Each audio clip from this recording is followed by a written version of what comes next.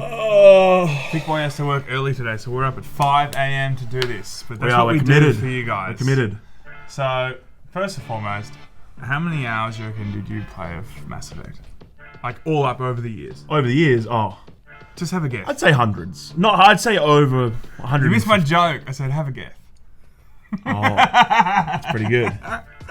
Well, you know what? We're going to leave it. That's how we're opening in our very tired state this morning. We've been playing Mass Effect Legendary Edition. We got it probably 3 days ago, something like that. I think it was actually 2 days ago. All I've been doing is pretty much just playing Just this game. Mass Effect.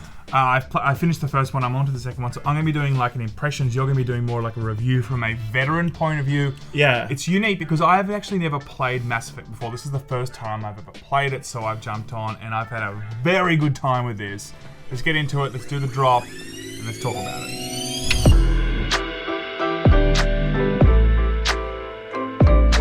It surprised me to realize that Mass Effect 1 came out 14 years ago. But when it came out, it had a massive effect.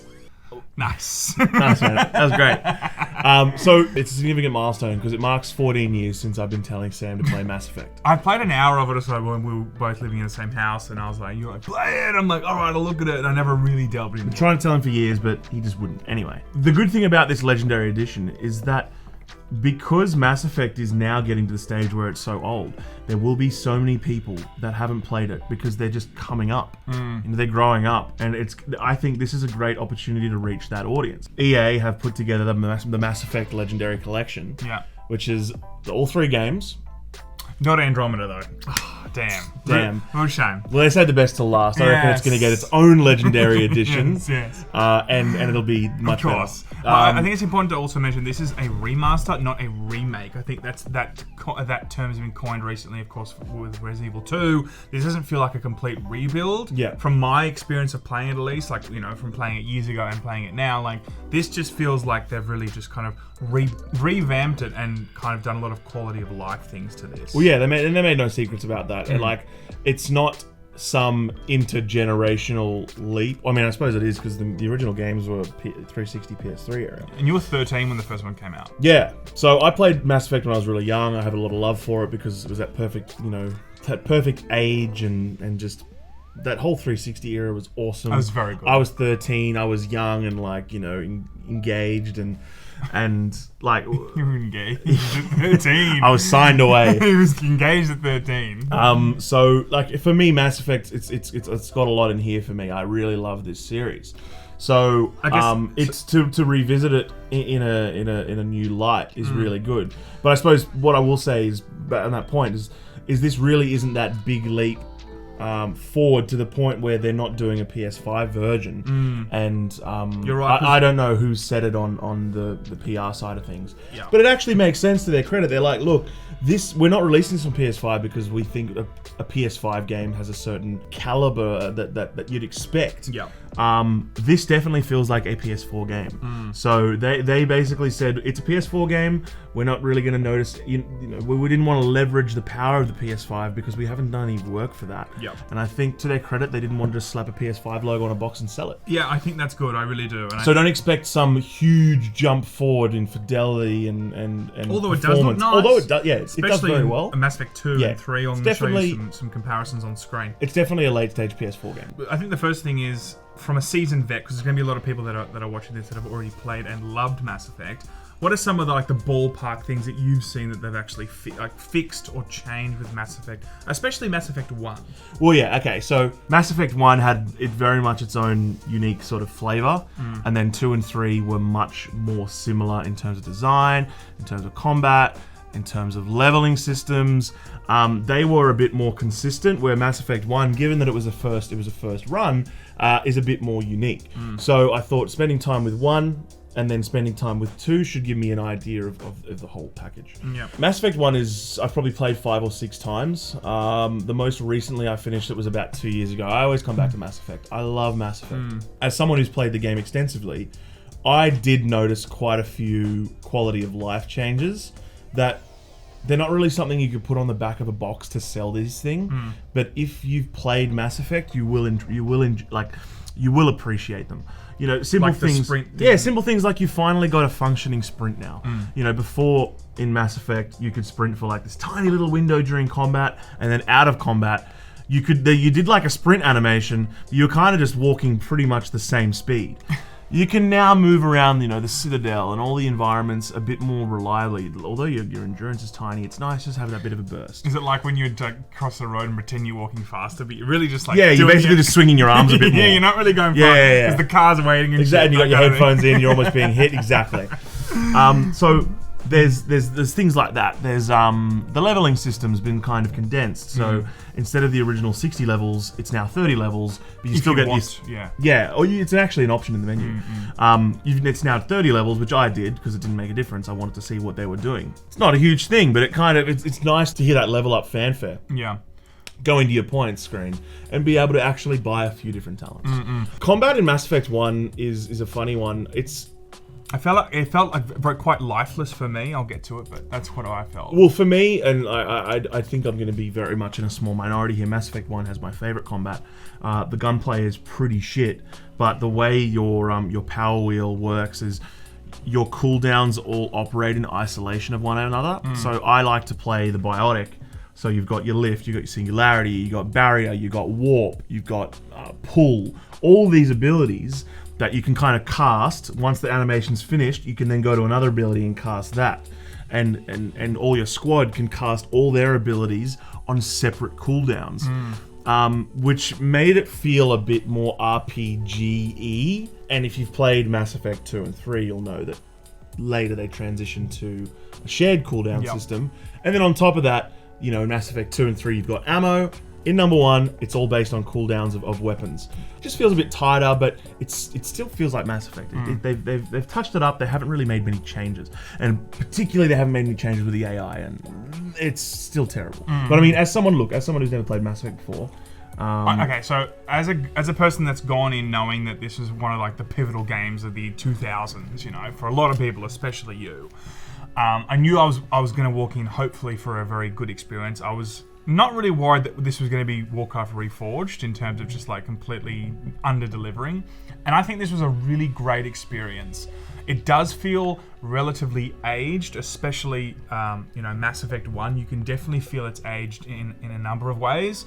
Even just simple things like quest design and level design. There's a lot of backtracking in certain areas. There's a lot of reused ideas, like getting back in the rover and just kind of doing those things quite a few times throughout the game. Moments like that, I felt this had aged, but not in a way that I didn't enjoy it. I had a fantastic experience with number 1. It really felt like the glory days of BioWare. I loved KOTOR, finished that a couple of times, and of course in KOTOR 2. This really felt like this was just sitting right in that pocket of just a really fantastic experience from the early 2000s. And to your point about aging, so when we play games like this, Sam and I will usually be on voice chat. Yeah. And Sam was often bringing up things that he found to be, I wouldn't say grievances, but they're just like things that kind of he found that were a bit odd or a bit old-fashioned. And as someone who's played Mass Effect 5 times, you kind of take it for granted. But when they're pointed out to you, explicitly, even though you might necessarily notice them in the first instance, you're like, that is a good point. And I'd say in many ways Mass Effect is aging a little bit. But it doesn't feel like Ocarina of Time, for instance, where it feels like I picked up Ocarina of Time like 6 months ago and played it on my phone or something. There's something that's so timeless. It hasn't aged in so many ways, and it's of course hailed as one of the greatest games ever made. This is also hailed as one of the greatest games of like the early 2000s or whatever, right? But this is different, I think, from me playing it. It definitely feels like it's shown its age. I'm onto the second Mass Effect, and that automatically has felt like it's a lot more streamlined, a lot more of a kind of curated experience, and they really want to give it to you, just in a bit more of a. It's just a lot more condensed, I think, in fixing some of those issues and fixing some of those smaller things. I think it's funny on the comment of Mass Effect 2, you can really feel the EA DNA has been injected into it. You know what I mean? Like, you mean like trying to compete with those other games? Yeah, just trying to so it was an interesting period. Like, it was 2007 was the first Mass Effect, 2010 was Mass Effect 3, Mass Effect 2, sorry, and that happened after the EA acquisition. And you can I think pretty much all the changes are for the better, with a few exceptions. But you can really feel that EA came in and said, "Hey, look, this is what's really working in the market. Like mission accomplished and shit I like hate that. that shit. Oh. Let's implement these."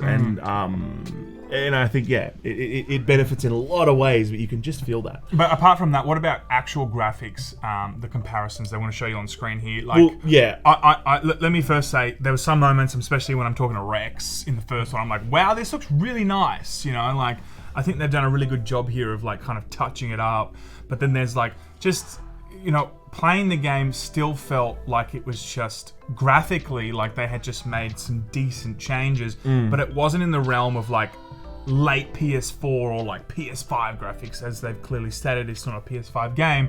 So when you are playing it, from my point of view, if it's your first time, you feel like it's a newer looking game, but it's not like cutting edge. I think, look, off the bat, Mass Effect Legendary Edition is largely a graphical and performance overhaul with some small quality of life changes throughout it. Yeah. So, I mean, the big thing to talk about is the graphic. Mass Effect 1, to my earlier point, is very much its own entity, and then Mass Effect 2 and 3 have a lot of shared DNA. So, what I noticed with Mass Effect 1 is that things seemed largely unchanged.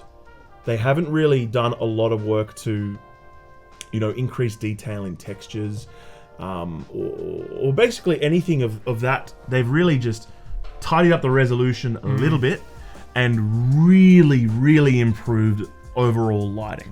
The lighting in all the environments is so far exceeding what was presented in the original game that it does such an excellent job of bringing it to a level that it looks contemporary. When you look at the on-screen comparisons between Mass Effect from 2007 and the Legendary Edition, you don't realize how dull and muted and flat all the colors are. All the environments don't have ambient lighting. You really don't notice until it's presented in front of you. And so I think that's where they really made their biggest strides. Mass Effect 2 and 3, from what I experienced of them, it's a different kind of improvement. It's more resolution based. It does a lot more work to up the resolution and the performance. But if you were to talk to another gamer, like not me that hasn't played it, would you say that a 20, 21 gamer that's like 14 years or 13 years old like you were, would you say that they are going to have a great experience here? Or do you feel like the 2007 mechanics in the gaming world back then, it might not translate to gamers that haven't actually jumped in and played those types of games? Look, I think a good game is a good game. Yeah. And even though Mass Effect 1 really has aged, and 2 and 3 still feel pretty good. Yeah. I don't think it would cause any issues for people who are new to the series like you were to jump in and have a really great time. In the same way that you listen to music from if you listen to the ink spots from the 1930s or 40s or whatever, it sounds old, but there's no denying that it's exceptional. It's still good It is stuff. unbelievable. So I think the same thing applies to games. Yeah. In many instances, when something can feel old, it can still have, it's still good. Yeah, I think there's going to be a lot of people that, you know, have never played Mass Effect, maybe haven't even heard of it, you know, and they're going to see this and think it's like a new game or whatever.